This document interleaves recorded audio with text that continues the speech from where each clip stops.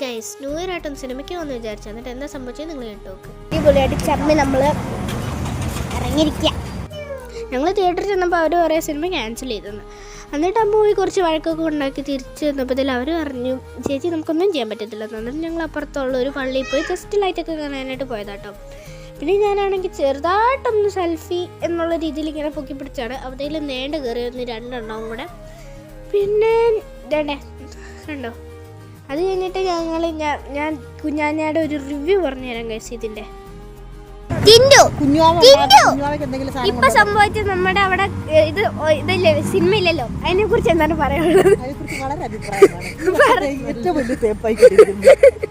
പടക്കം പിടിക്കാൻ ജസ്റ്റ് നിർത്തിയതാണ്. അപ്പോഴത്തേക്കിലും ഒരു പോലീസുകാരൻ എന്ന് ചോദിച്ചു എവിടെ പോയതാണ്, ഫ്രണ്ട്ലി ആയിട്ട് ചോദിച്ചേട്ടോ. അപ്പോഴത്തേക്കിലും അമ്മയാണെങ്കിൽ കണ്ട കാക്കയോടും പൂച്ചയോടും പോലീസുകാരനോടും എല്ലാവരോടും പറയുമായിരുന്നു നമ്മുടെ സിനിമ ക്യാൻസൽ ആയ കാര്യം. പിന്നെ ഞങ്ങൾ വീട്ടിൽ പോയി പടക്കം പിടിച്ച് അങ്ങോട്ടും ഇങ്ങോട്ടും ഹാപ്പി ന്യൂ ഇയർ പറഞ്ഞ് കിടന്നുറങ്ങി.